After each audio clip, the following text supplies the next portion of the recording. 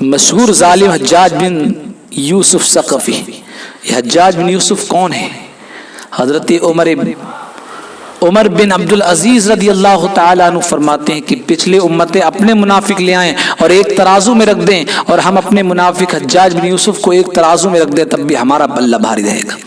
حجاج بن یوسف ایک مرتبہ حج کے لیے آیا اور اتفاق سے عالم مدینہ حضرت سعید ابن مسیب رضی اللہ تعالیٰ عنہ کے بغل میں کھڑے ہو کے نماز پڑھنے لگا اور امام سے پہلے رکوع اور سجدہ کرنے لگا. حضرت سعید ابن مسیب نے نماز سے فارغ ہونے کے بعد اپنا جوتا اٹھا کر کے فرمایا، اے حجاج، اے چور، اے خیانت کرنے والے، تو اس طرح نماز پڑھتا ہے؟ میرا جی چاہتا ہے کہ یہی جوتا تیرے منہ پر مار دوں.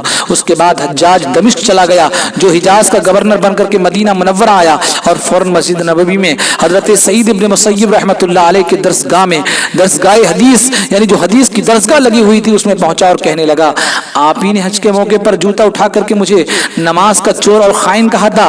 سعید ابن مسیب نے نہایت جرأت و استقلال کے ساتھ فرمایا کہ ہاں، میں نے ہی کہا تھا اور بالکل حق کہا تھا. حجاج آپ کا اے عالمانہ تیبر دیکھ کر کے آپ کی روحانی طاقت سے اس قدر مرعوب اور ڈرا ہوا تھا کہ بالکل سہم گیا اور کہنے لگا، خدا بند کریم آپ کو جزائے خیر عطا فرمائے کہ آپ نے مجھے بڑی اچھی تعلیم دی. اب میرا یہ حال ہے کہ جب نماز میں کھڑا ہوتا ہوں تو آپ کا جوتا میری نگاہوں کے سامنے ہوتا ہے اور آپ کے کلمات مجھے یاد آ جاتے ہیں، تو میں نے ہاتھ سنبھل کر کے اپنی نماز پڑھتا ہوں. یہ تھے اللہ والے جو ظالم و جابر بادشاہوں کے سامنے بھی نہیں گھبرائے، بلکہ کلمت الحق جو انہیں کہنا تھا وہ کہہ کر کے چلے گئے. اللہ اکبر. یہ اللہ کے نیک بندے تھے. ایک بادشاہ نے ایک عالم کو بلایا اور بلانے کے بعد اس نے کہا کہ آپ کہتے ہو کہ قرآن میں ہر چیز کا بیان ہے، تو بتاؤ قرآن میں ہمارا ذکر کہاں پہ ہے؟